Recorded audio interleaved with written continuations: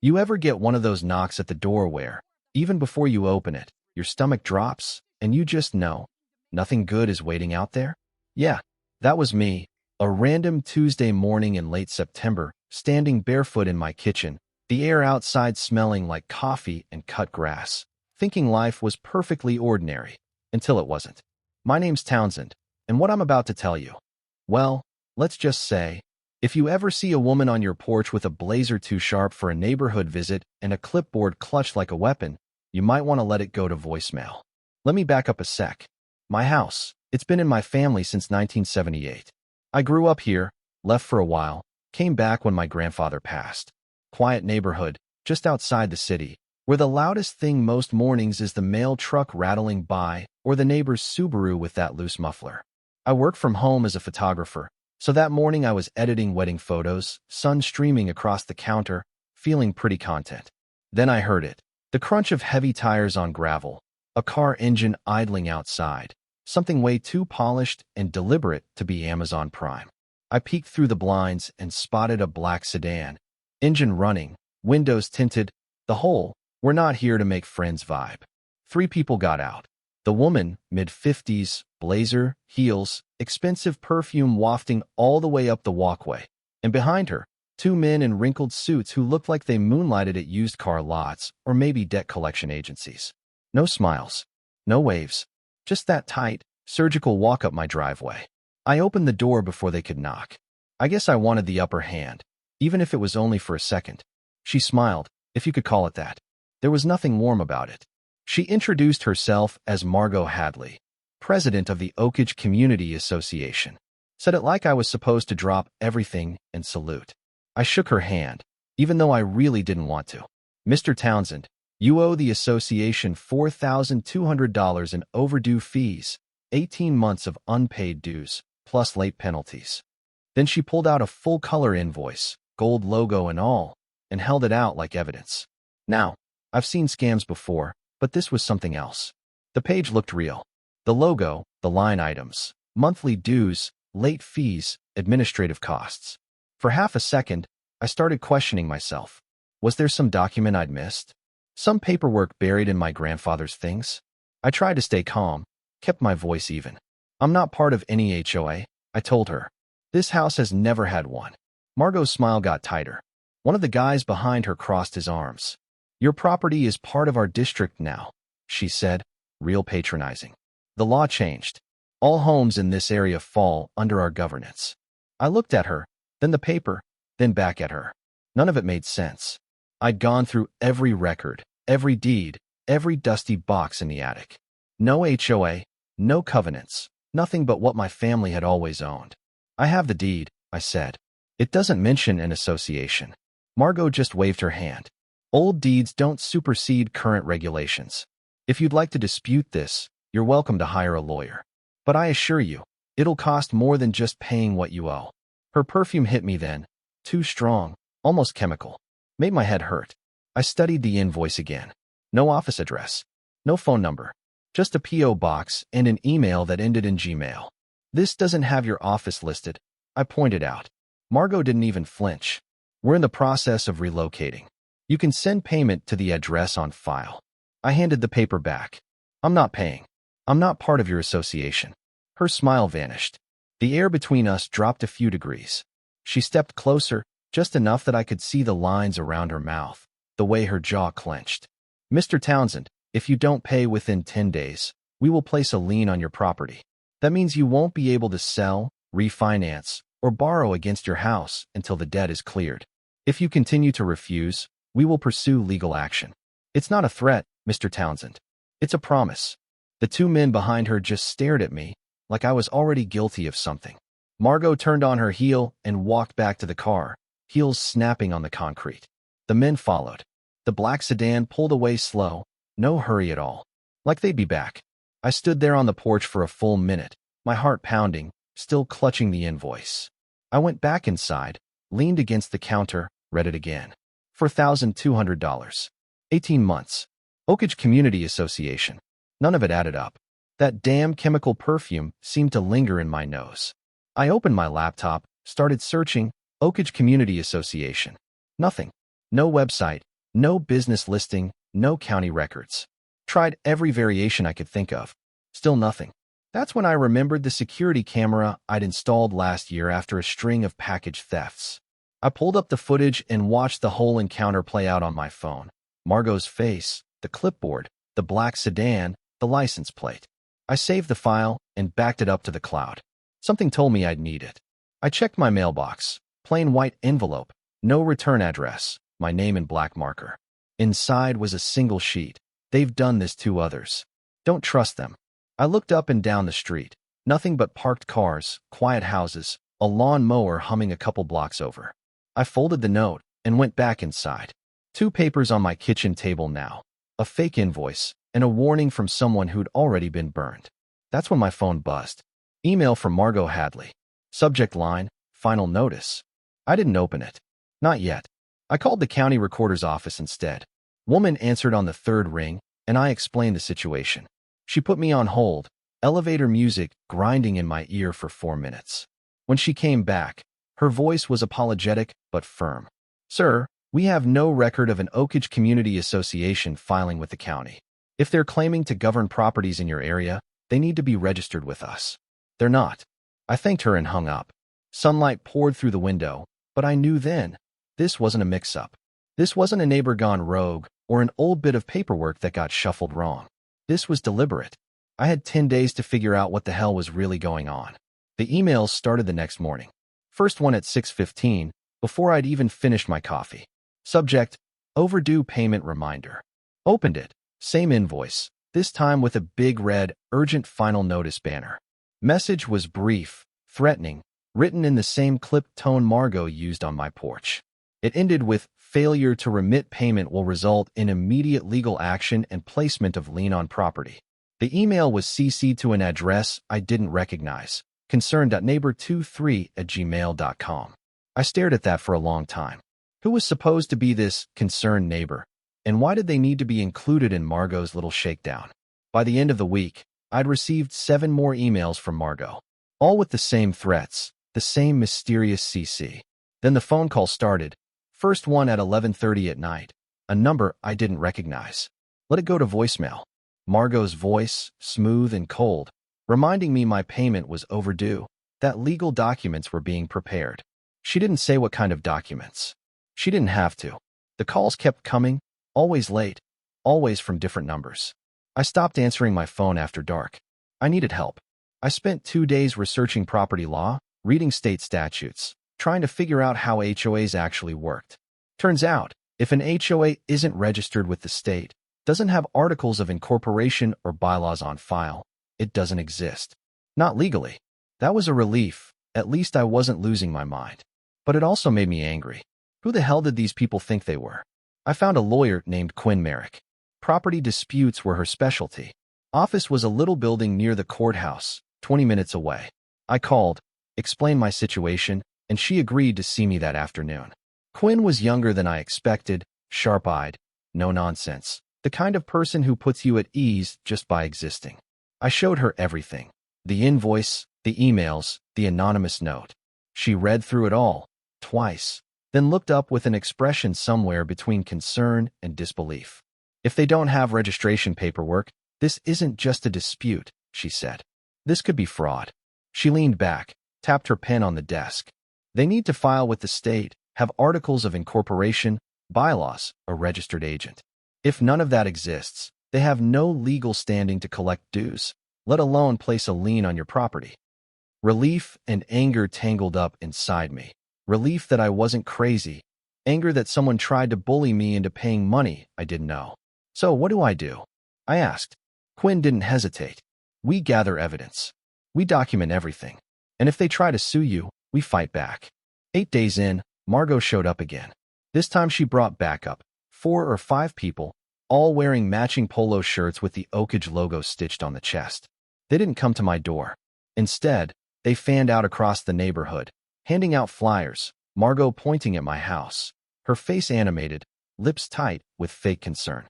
I watched from my window as my neighbors took the papers, confusion and suspicion on their faces. After they left, I picked up one from the sidewalk. It was a photo of my house, circled in red, with delinquent, printed across the top. Below that, a paragraph saying I was refusing to pay community fees, putting everyone at risk. Margot Hadley's signature at the bottom. I stood in the street staring at my own house in that angry red circle, and I felt something shift. This wasn't just about money. It was my reputation, my home, my life. That evening, I saw my neighbor Wyford, older woman, 3 houses down, standing in her driveway. She looked at me, then away, then back again, hesitant. "They said you're not paying your dues," she said, barely above a whisper. "They said it affects all of us." I shook my head. "Miss Blackwell, I'm not part of any HOA. I never have been." "That woman's lying." Her face softened, eyes darting nervously. "They did the same thing to me," she whispered. "Last year, I paid because I was scared. I didn't know what else to do." My chest went cold. "How much did you pay?" She looked at her hands, embarrassed. $3,500. I didn't know what to say. Just stood there watching a 74-year-old woman who'd been bullied out of thousands by a scam artist. And suddenly, I knew this was bigger than just me. On the 10th day, I got a knock from a sheriff's deputy. He handed me a manila envelope. Inside, a civil complaint filed in county court. Margot Hadley, on behalf of the Oakage Community Association, suing me for $4,200 in unpaid dues, $1,500 in interest, $3,000 in legal fees. The document looked legitimate. Jargon, citations, official seals. Terrifying. I called Quinn, hands shaking. She told me to bring everything to her office. She read through the complaint, her brow furrowing. "They're betting you won't fight," she said. "They're betting you'll either pay up or ignore it and let them win by default. Most people can't afford to fight a lawsuit, even a fake one. That's how scams like this work. They rely on fear and exhaustion." I took a deep breath. I'm not most people. I want to fight, not for the money, but because it's wrong. She nodded, a flicker of respect in her eyes. "All right, let's build a case."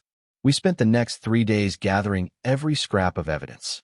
I pulled out the deed, every clause, made copies. Requested transaction histories from the county recorder. No lien ever filed against my property. Quinn got a certification from the state that no entity named Oakage Community Association was registered to do business. I went through security footage, screenshots of every threatening email, late-night phone call. Everything printed, sorted, organized into a binder that kept growing. Then, late one night, another email. CC'd from that same mysterious address. But this time the message wasn't from Margot. One line, "I have proof. Meet me at the public library tomorrow at noon." My heart pounded as I replied, "Okay." I closed my laptop, sat in the dark, the fridge humming and traffic distant. Somewhere out there, Margot thought she'd won, thought I'd fold.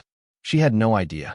The morning before my court hearing, I drove to the public library, that old brick building with high ceilings and worn tables where everyone types quietly. I waited near the reference section. At exactly noon, a tall man in his 40s, faded jacket and glasses, walked in, looked around, and sat across from me. "You're the photographer," he said. I nodded. He checked the room, then slid a folder across the table. "My name's not important. What's in here is." Inside were printed emails, almost identical to mine. Same tone, same structure, but the name at the top was his. And the amount? $6,000. "She did this to you too?" I asked. He nodded. "Last year. She threatened my family. Said she'd ruin me. I didn't know what else to do." He pulled out another email, this one demanding payment to Meadowbrook Community Association. Same logo, same scam, just different names. "She's been doing this for years," he said. I tried to go to the police. They told me it was civil, told me to get a lawyer. I couldn't afford one, so I paid. But when I saw your name pop up on the neighborhood app, I knew I had to say something. Before he left, he warned me, "Be careful. She doesn't like being challenged." Then he was gone, just another shadow in the stacks. The court hearing was at 2. Quinn and I arrived early, reviewed our documents one last time, the smell of floor polish and old wood in the air. Margot arrived at the last minute, her lawyer looking every bit the $400 an hour type. Margot didn't even glance my way. The courtroom itself was quiet. The judge, a stern man named Sterling, looked like he'd seen every trick in the book. Margot's lawyer started with a speech, making it sound like this was all perfectly reasonable, inevitable, lawful. Then Quinn stood, calm and methodical. She explained there was no evidence this association legally existed. No registration, no county filing, no articles, no bylaws, no agent. She handed over state and county certifications proving it. My deed was blown up on a big board for the judge. No covenants, no restrictions, no mention of mandatory dues. Margot and her lawyer tried to stall, asking for a 30-day continuance to find the paperwork. Judge Sterling leaned back, unimpressed. If you don't have proof this association exists, we have nothing to litigate. I'll give you 30 days. If you can't produce legitimate registration and governing documents by then, I'll dismiss this case and consider sanctions. Outside in the hallway, Quinn let herself smile, just barely. That went well, but it's not over.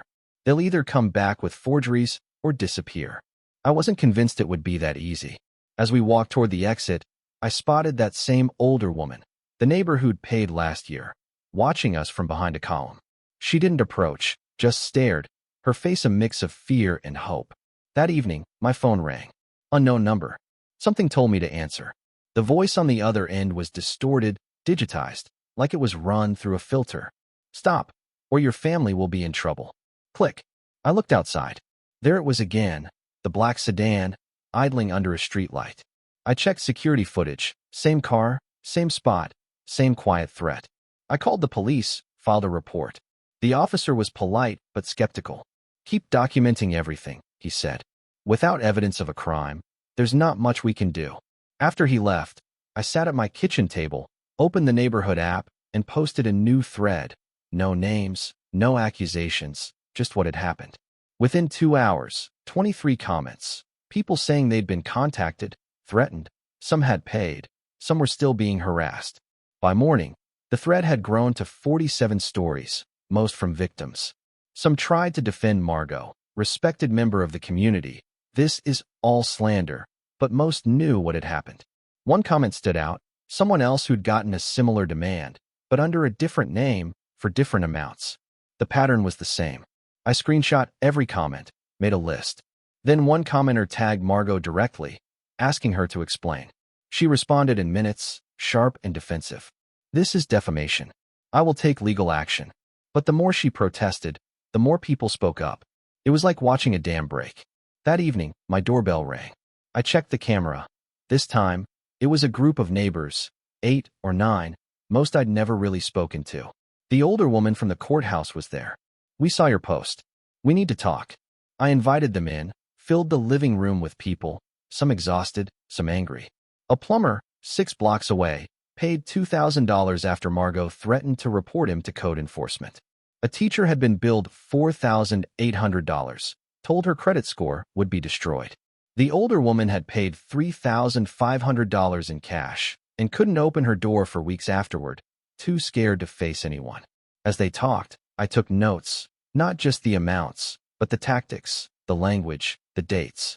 Margot always came with official-looking paperwork, always brought people in suits or logo shirts to make it feel legitimate, always used the same phrases, the same threats about legal authority, mandatory compliance, and immediate consequences. Every time, she collected payments in ways that left no trail. Cash, money orders, checks to names nobody could find in any registry. One guy, a tech worker, said he'd tried to verify the association online. Nothing, not a blip. I should have known, he muttered. But she was so convincing. And I was scared. I could relate. Fear has a way of making you question what you know, making you doubt even your own memory. Someone suggested going to the police again, but the plumber just shook his head. Tried it. They told me it was civil, said take her to small claims court. The teacher nodded, same story. Unless we prove it's criminal, they won't do anything. That's when Quinn's words came back to me. If Margot was collecting money from dozens of people under false pretenses, that was fraud. Not civil. Criminal. I proposed we start documenting everything. Every victim, every payment, every piece of fake paperwork, every phone call or email or text. A woman pulled out her phone and set up a shared document. We started adding names, dates, evidence. The list grew fast. People began calling friends, neighbors, family.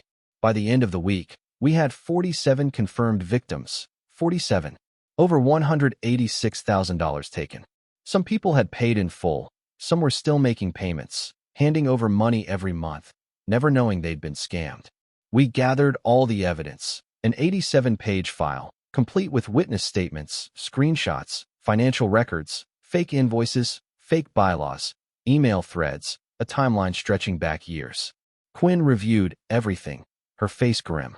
This is wire fraud, extortion, maybe even racketeering, if it's across state lines or uses the mail. We sent the file to 3 agencies: the District Attorney's Fraud Unit, the State Attorney General's Consumer Protection Division, and the FBI White-Collar Crime Division. I honestly didn't expect much. But 2 days later, the DA's office emailed. They'd opened an investigation. They wanted to interview me and anyone else willing to testify. They asked us not to publicize the case, to avoid tipping off the suspects. When I told the group, some people cried, out of relief, out of finally being believed. Others just looked stunned, like the weight they'd been carrying had suddenly gotten a little lighter. For the first time, we weren't just victims, we were witnesses. We were the evidence. 3 days after we submitted the file, a detective from Financial Crimes called. Her voice was calm, patient, the kind you trust. She wanted to meet in person. Next morning, I drove to the sheriff's office, sat in a small room that smelled of burnt coffee and stress. She spread out her spreadsheets, asked every detail, how I'd first met Margot, what she'd said, whether I had video or emails. I gave her everything. Then she asked, "Do you know where the money went?" I explained what we'd pieced together. Checks made out to the Oakage Community Association or other fake names, but all the accounts hit dead ends. No business filings, just personal accounts we couldn't access. She nodded. That's what we need to establish. Follow the money. If she's depositing association funds into personal accounts, that's embezzlement. If she's moving those funds to buy property or other assets, that's money laundering. She closed her notebook. We're going to need help. Bank statements, receipts, anything you can get. That afternoon, the group got to work, tracking check numbers, requesting bank records. Within days, we had proof. Dozens of payments to accounts in Margot's name or the names of her so-called officers. The detective subpoenaed the banks, called me 2 weeks later. We have the records, she said. 3 accounts in her name. $214,000 deposited over 5 years. The FBI got involved. They traced the money and found Margot had bought a $680,000 house at Lake Tahoe in 2021. Paid in cash, no mortgage, no loan, just a wire transfer from her own account. Her tax returns? $38,000 a year, supposedly from consulting. The agent dug deeper. Subpoenaed property and tax records, found accomplices. Her husband, listed as treasurer, and her sister as secretary. Both had gotten large transfers, $86,000 and $43,000, never reported as income, never taxed. All laundered through paper-only associations. And then, the real kicker, a county clerk, a young guy, had been paid off to create fake filing receipts. $5,000 in cash to make it look like Oakage Community Association was registered, with official-looking stamps and signatures. When the FBI caught up to him, facing federal charges, he flipped, gave them everything: names, dates, copies of fake documents, the whole structure of Margot's scam. The detective called again, her voice sharper this time. We've got her. This isn't just fraud anymore. This is racketeering, RICO charges. The FBI is building a case for organized criminal activity. And there's something else. We found 18 more victims outside your group. 65 people. $329,000. That number just floored me. 65 people. All afraid. All bullied into silence. The detective needed one last thing. The FBI wants transaction records, visual documentation, anything that ties her to specific victims. Can you do that? I'd already built a database. Every file labeled, every photo, video, timestamp, email, cross-referenced. I worked day and night with the agent, turning it all into a 200-page report. Flowcharts, testimonies, photos, forged docs alongside real ones, a timeline of her operation. The agent looked it over. "You do this professionally?" he asked. I laughed, told him I was a photographer. Organizing visual evidence was my thing. "You're better than some of our analysts," he joked. A week later, the detective called me at dawn. "An arrest warrant's been issued. We're moving in tomorrow morning. Do you want to be there?" I hesitated, then said yes. I wanted to see justice, even if I wasn't sure what it would feel like. Next morning, 5:30 sharp, the detective picked me up, handed me a yellow vest marked observer. You're a witness. Stay in the car, no matter what. We parked outside a house I'd never seen, but recognized the black sedan in the driveway. At 6:07 a.m., 4 FBI vehicles and 2 sheriff's cars rolled up. No lights, no sirens, just a quiet, inevitable arrival. The lead agent knocked. 3 heavy strikes. Margot opened the door, rumpled robe, hair wild, face pale. She looked confused, just a regular person woken up too early, until she saw the badges. Then her whole face changed. Not fear, but the look of someone realizing a game is over. The agent read her rights, flat and formal. Mrs. Hadley, you're under arrest for wire fraud, extortion, money laundering, bribery, and racketeering under the RICO statute. She tried to speak. He stopped her. They cuffed her. Her legs shook. Even from the car, I could see it. Neighbors stood on their porches, some with coffee cups, some just staring. No one said a word as Margot was let out and placed in the back of an FBI vehicle. 2 more arrests went down at the same time. Her husband at his office downtown, her sister at an apartment across town. All 3 off to the federal courthouse for processing. Agents carried boxes of files and computers out of Margot's house, loading them into a van. Took over an hour. By the end, the whole neighborhood was awake, people whispering on their lawns, watching history unfold. The detective dropped me at my car. There'll be an arraignment this afternoon. You don't have to be there, but you can if you want. It's public record.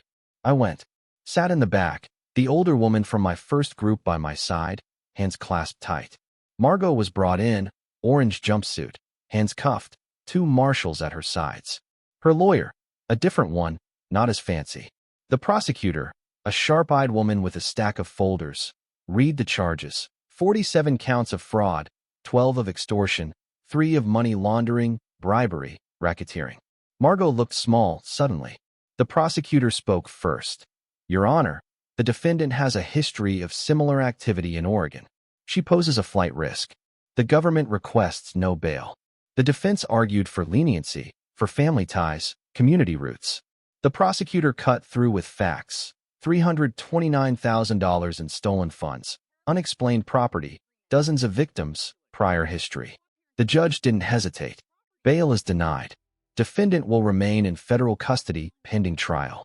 The gavel came down. Done. Margot shuffled out, head low. The older woman next to me reached for my hand. Thank you, she whispered, steady now. A week later, back at the civil courthouse for the lawsuit Margot had filed against me. Her lawyer withdrew. No one showed up for her. The judge reviewed the evidence, looked at me and Quinn. Given the criminal proceedings and overwhelming evidence, this court finds in favor of the defendant. Case dismissed with prejudice. He paused. Furthermore, the plaintiff is ordered to pay $50,000 in sanctions to the defendant for legal fees, court costs, and emotional distress. Then, unexpectedly, he issued an order dissolving any entity operating as Oakage Community Association. Any future attempts to collect funds under this name will be considered fraud. His voice echoed in the quiet courtroom. Mr. Townsend, you've done this community a service. I walked outside, the group of victims waiting on the courthouse steps. No one cheered. Just nods, handshakes, quiet tears. The older woman said, "You gave me my dignity back." I had no words for that, so I just nodded, too. The first Saturday after the trial, we met at the park. Not to celebrate, just to see each other, breathe a little easier. The older woman set out cookies, the plumber grilled hot dogs, someone brought soda for the kids. It felt like the neighborhood after a storm. Everyone checking on each other, grateful for what's still standing. The teacher, who'd been making payments, smiled for the first time. They're processing restitution claims, she told me. I might get my money back. Maybe not all, maybe not soon, but something. More than most fraud victims ever get. A man I didn't know came over with his kids. Thank you for what you did, he said. I shook my head. I didn't do it alone. He just smiled. You could have paid and moved on. But you didn't. Truth was, I hadn't felt brave. Just angry, confused, trapped. Fighting back was the only option that made sense. That afternoon, the stories changed, from fear to hope, from fraud to family, jobs, plans. People laughed. Someone fixed a leaky faucet. The older woman showed baby photos. Normal stuff. And I realized that was the real victory. Just living, not being afraid anymore. That night, porch quiet, coffee in hand, I watched kids riding bikes, someone mowing their lawn. No more black sedan. No fake invoices, no threats, just neighbors living, unafraid.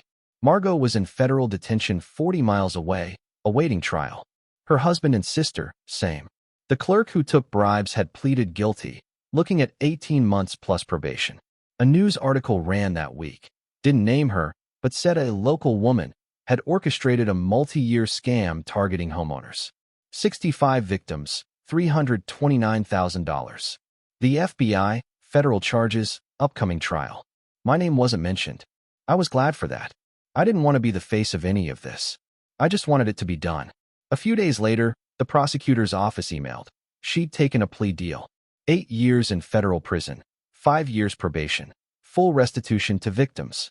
Her husband got 4 years, her sister 3, the clerk 18 months. The process was clean, final. The group shared the news, some with relief, some just glad to finally sleep at night. The older woman called me, her voice shaking. I didn't think this day would come, she said. I thought people like her always get away. I told her, sometimes the system works. Sometimes justice is real. But recovery takes longer than any trial. Some folks would get money back. Some wouldn't. Some would move on. Others would carry the scars for years. I didn't know which kind I'd be. But I knew I wasn't the same person who'd opened the door to Margot Hadley with her clipboard and her fake authority. 6 months after sentencing, the county held a public meeting. New regulations for HOA oversight. They invited me and others as part of a civilian panel. The meeting was nothing fancy. Fluorescent lights, paper cups of coffee, a bored-looking board at the front. The county attorney outlined changes. Every HOA had to register annually. A public database would let people verify any group claiming authority. If something didn't match, the system would alert both the county and the homeowner. They asked for my input.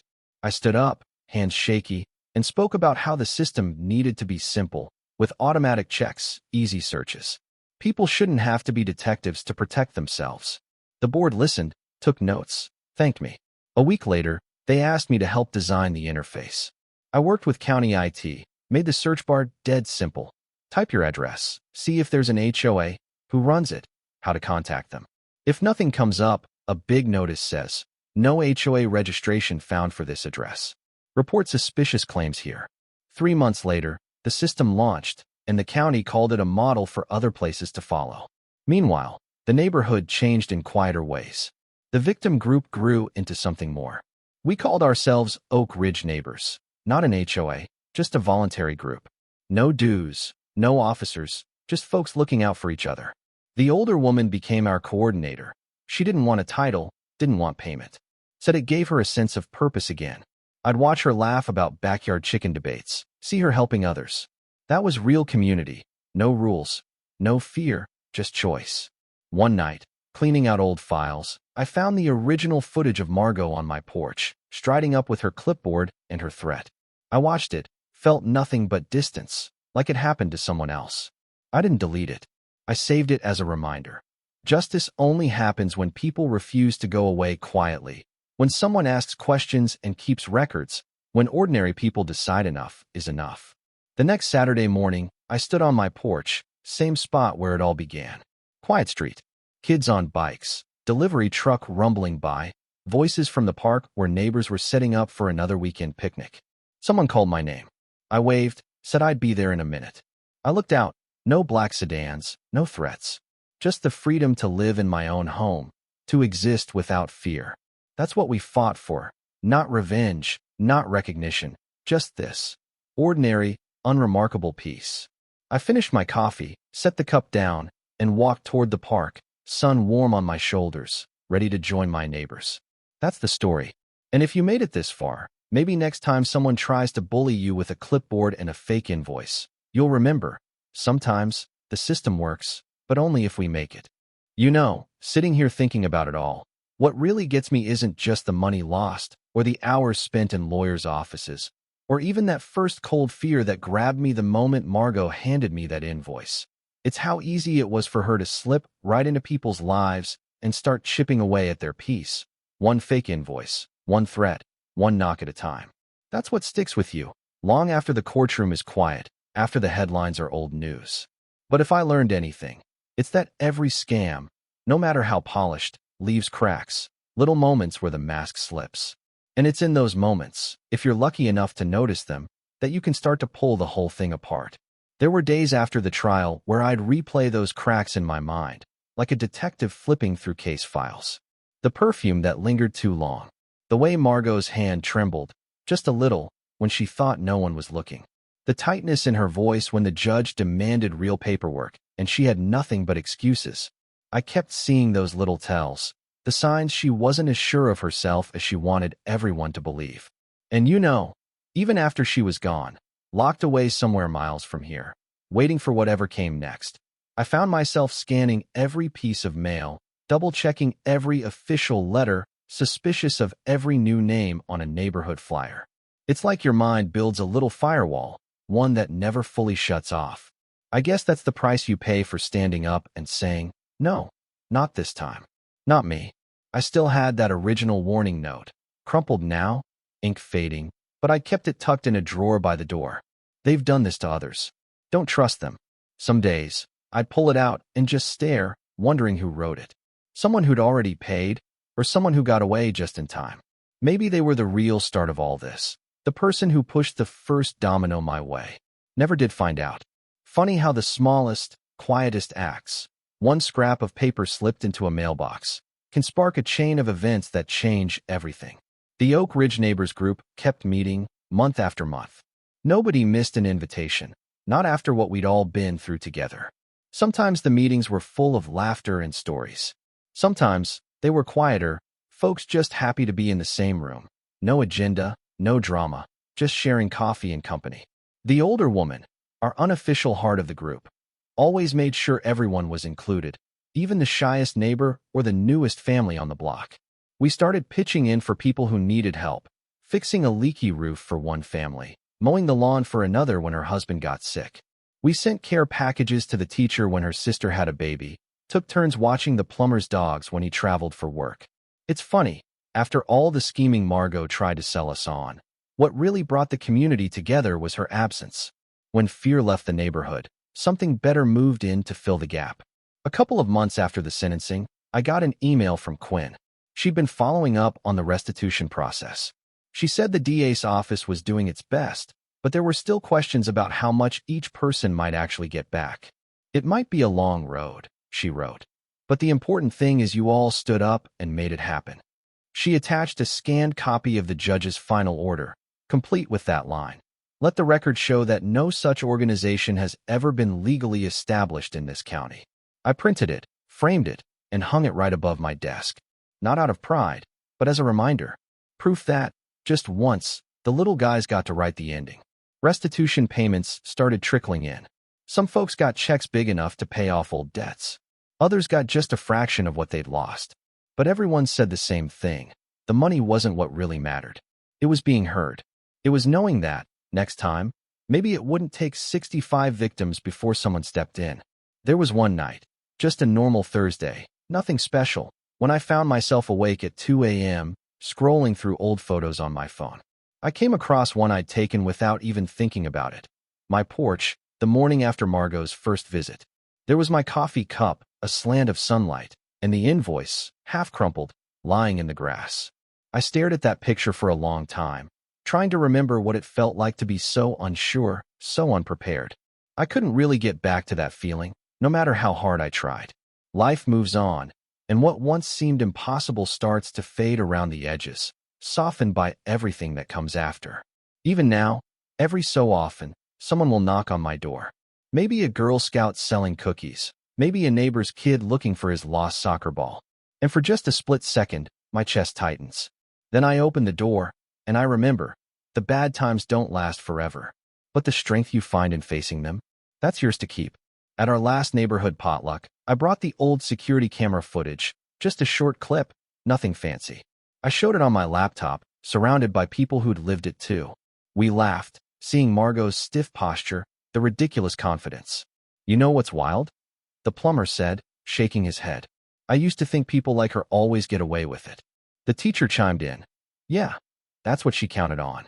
People being scared, too tired to fight. The older woman smiled, her eyes shining just a bit. Well, she picked the wrong block, didn't she? I looked around at the faces, people who'd been strangers a year ago, now friends, family almost. I realized we hadn't just beaten a scam. We'd built something stronger in its place. A real community. One where you could trust the knock on your door again. And you know, that's all anybody really wants. Not to be famous, not to win headlines. Just to live in a place where you can let your guard down, just for a little while, and trust that your neighbors are watching out for you, not trying to take you for everything you've got.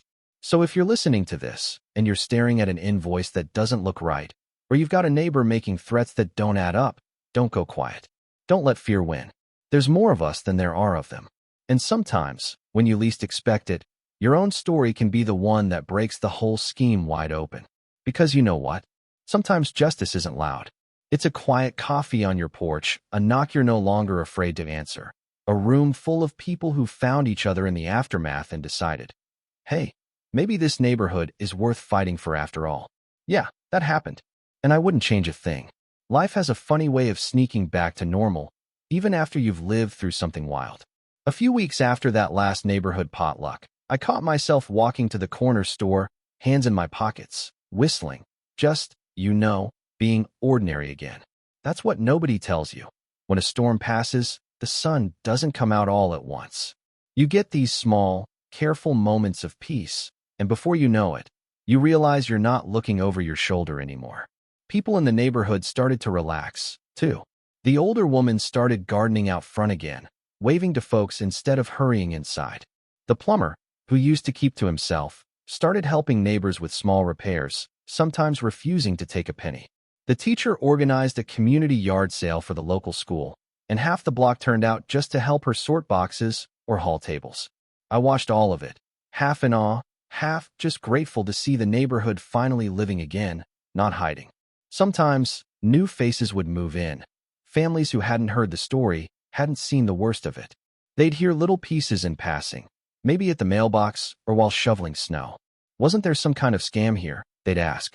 And the neighbors would nod, say something like, yeah, but we handled it. You could see the pride in their eyes. For once, the story wasn't about being victims. It was about being the people who stood up and made things right. Me, I got back to my work. Weddings, portraits, the little side gigs that always come up in a small town.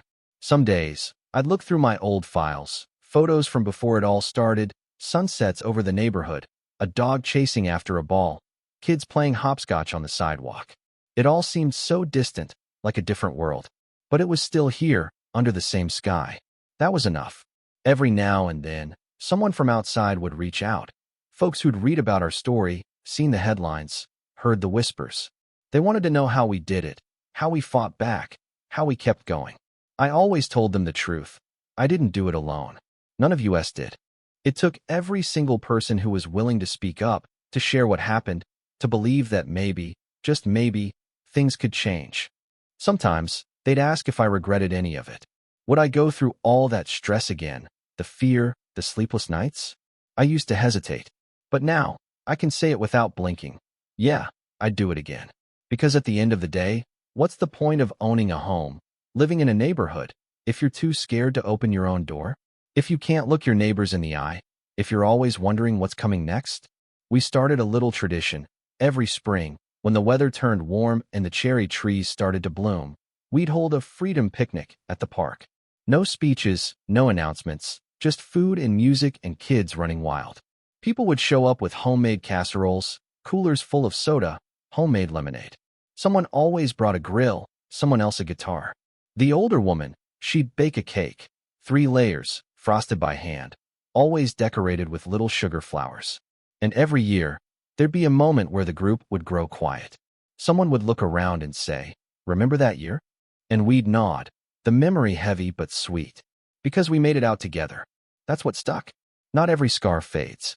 Some folks still got nervous when a strange car drove down the block, or when an envelope showed up with no return address. Sometimes you could see it in the way people talked, or the way they glanced at each other when a question came up about property or the law. But those moments grew fewer, smaller. Fear shrank, trust grew. The Oak Ridge Neighbors group became a fixture.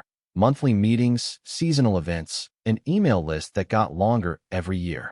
The county database project I'd helped launch was adopted by the neighboring towns. The DA's office started an outreach program for fraud victims, and Quinn was invited to speak at a statewide conference about what we'd accomplished. They asked me to join, to share my side of the story.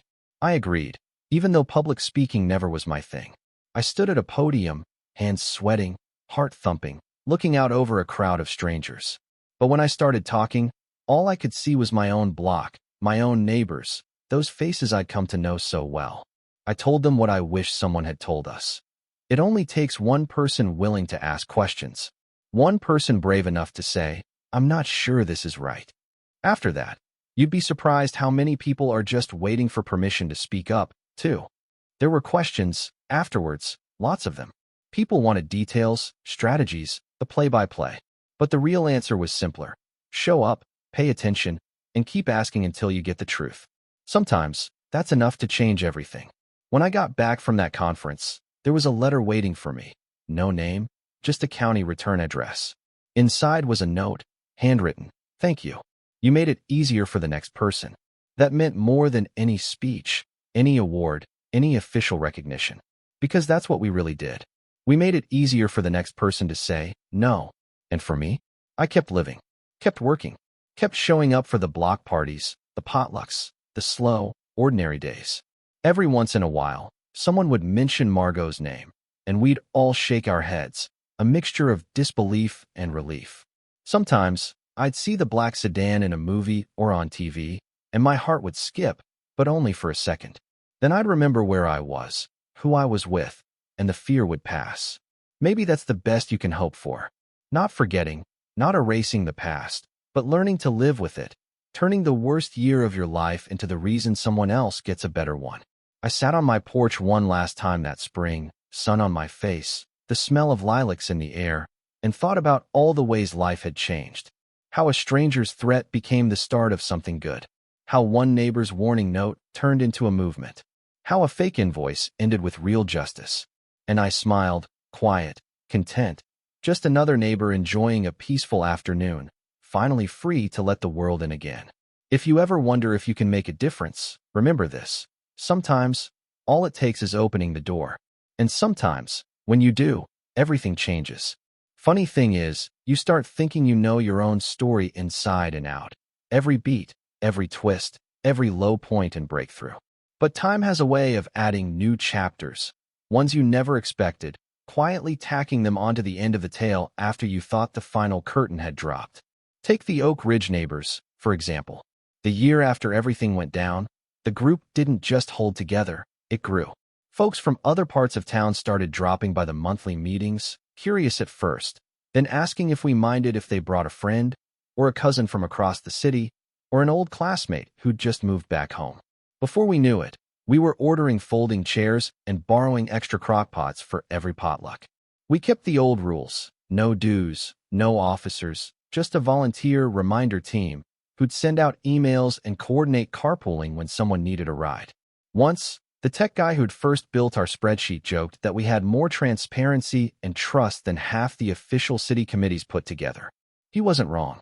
Turns out, when everyone's been through hell together, there's no appetite for secrets or pointless power struggles. And little by little, stories filtered in. Turns out Oak Ridge wasn't the only neighborhood that had been targeted. People came forward with tales of other fake associations, sometimes using Margot's exact tactics, sometimes just a variation, like late utility fees or bogus community safety inspections. One guy from the South Side admitted, red-faced, that he'd handed over almost $2,000 before his daughter, a junior in high school, convinced him to Google the so-called association's name. We started gathering these stories, sharing what we'd learned, even inviting a few folks from the DA's office to explain the basics. How to check county records, what to do if you get a suspicious invoice, who to call if someone shows up demanding cash. At first, some people felt embarrassed, like they should have seen it coming. But gradually, you could see the shame give way to anger, and anger give way to something even stronger, determination. Looking back, that was the real payoff. Not the restitution checks, not the database or the public recognition, but the way people started talking to each other again. The way a single neighbor's question, "Has anyone else seen this?" could lead to a dozen others realizing they weren't alone. That was the part no scammer ever counts on. The way community rises up when you try to break it apart. I'll never forget the night, nearly 2 years after Margot's arrest, when a woman I'd never met showed up at our door, out of breath, shaking, clutching a manila envelope to her chest. "I heard you're the guy to talk to if someone's trying to steal your house," she said. Her name was Evelyn, lived 3 blocks over, worked nights at the hospital, hadn't even heard about the Oak Ridge case until a friend sent her the news article after she got a suspicious letter herself. She sat at my kitchen table, nerves raw, voice trembling, and told her story. Different neighborhood, different name on the letterhead, but the scam was nearly identical. "It was just so official," she said, pushing the envelope across the table. "I almost paid. I was so tired. I just wanted it to go away." The old ache of fury crept up my spine, but this time I knew what to do. I asked Evelyn if she'd be willing to talk to the neighbors, maybe come to the next meeting. She hesitated. Nobody wants to admit they almost got taken, but after a few minutes, she nodded. At the next Oak Ridge gathering, I introduced her, and to my surprise, half a dozen folks stepped up with similar stories, sometimes from years ago, sometimes more recent. A nurse, a retired firefighter, a high school coach, people you'd never guess would be targets.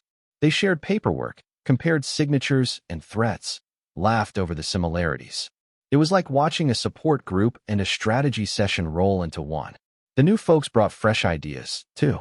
The nurse suggested putting together a flyer, a 1-page scam alert, with easy instructions on how to verify local organizations and contact the DA's fraud unit.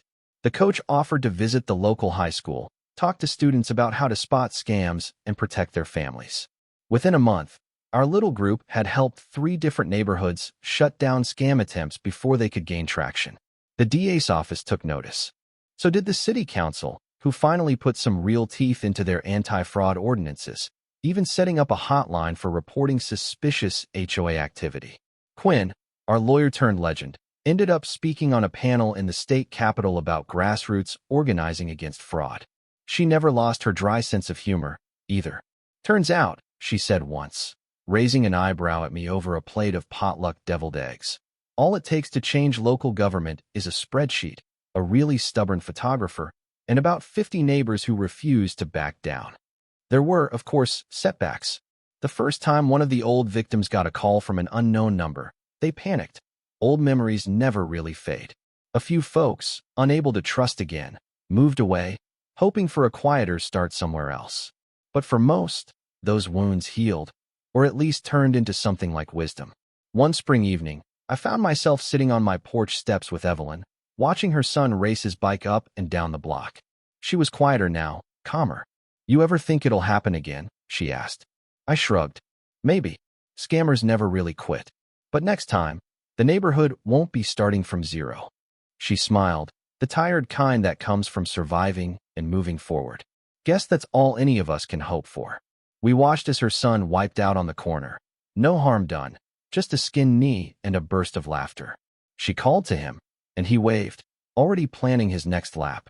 The streetlights flickered on, one by one, and the old fear felt further away than ever. That summer, the Oak Ridge neighbors tried something new. A welcome walk for every new resident, organized by the older woman who, by now, everyone agreed was the real mayor of the block. She'd bake cookies, the plumber would offer to check your pipes, and the teacher would point out which houses had the friendliest dogs. We'd share the flyer, offer a contact list, and, if it felt right, tell the new folks, "Hey, if anyone ever says you owe money for some association, talk to us first." No more secrets, no more silent suffering. Just neighbors, being neighbors. On the anniversary of Margot's sentencing, I stood outside with my coffee, watched the sun rise over a street full of porch lights and blooming flowers, and realized that's what all the fighting had been for.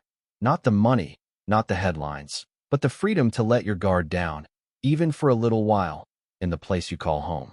So if you're out there, listening, and you've been burned or threatened or made to feel small, know this: you're not alone. And sometimes, when enough of us say no more, that's when the whole game changes. Because it isn't just about beating one scam, it's about building something nobody can take from you. Something as simple and as stubborn as hope. That's our story. It started with a knock on the door and a lie.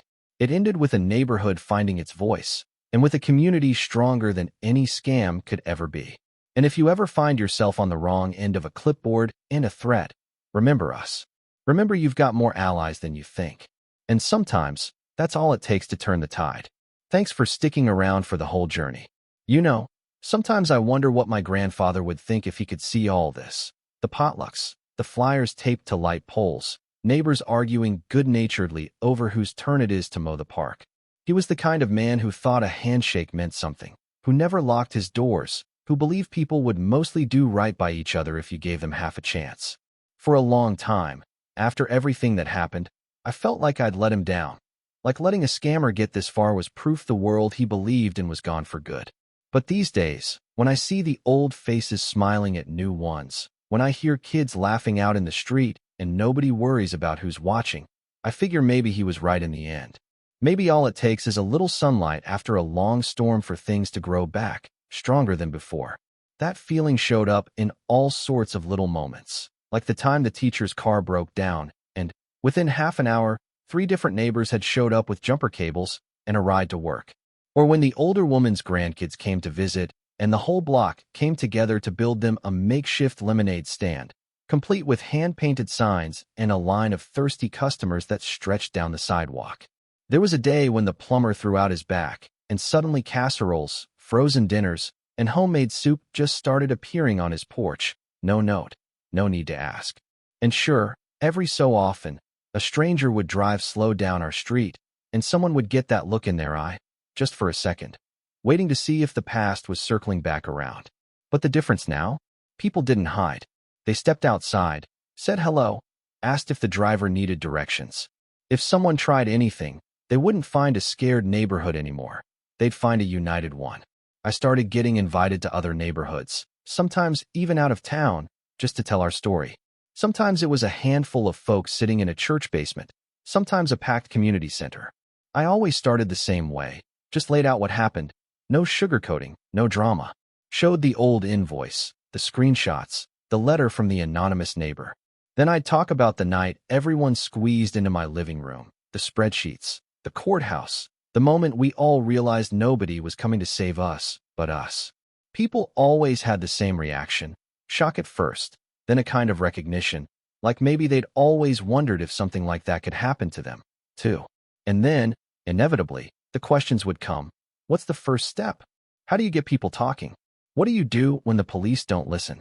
I'd answer best I could, but my advice always came back to the same thing. Don't wait until you're sure. If something feels wrong, say it out loud. Someone else is probably thinking the same thing, waiting for permission to speak up.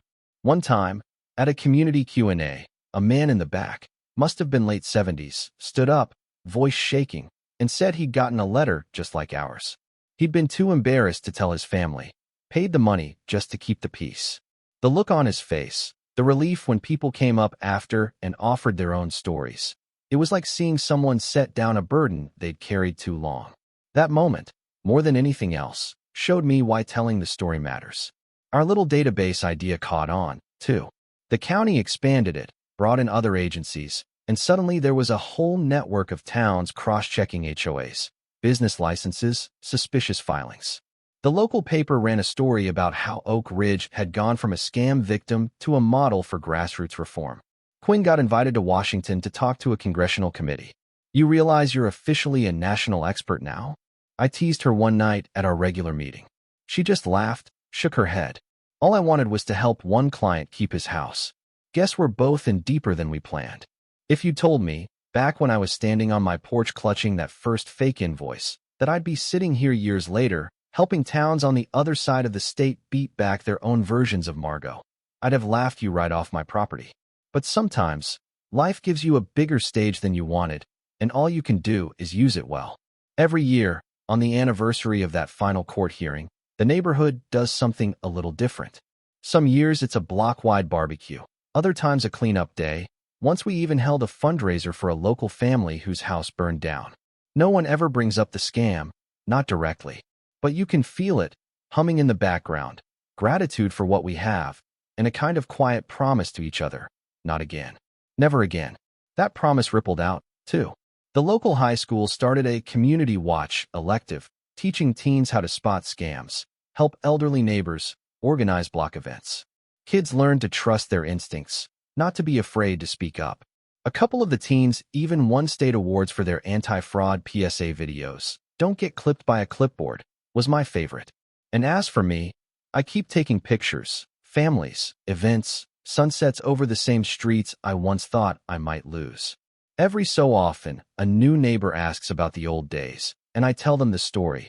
Honest, unvarnished, but always ending with this. If you ever get a knock at your door that doesn't feel right, don't face it alone. We've got you. Because that's what a neighborhood is supposed to be, right? Not just a bunch of houses packed together, but a place where trouble has to get past all of us before it gets to one of us. A place where the storms come and go, but when the sun comes out again, nobody's missing. If you ever find yourself in the middle of something that feels bigger than you, remember this story. Remember we didn't have a plan, just each other. And that turned out to be enough. And maybe that's the real ending.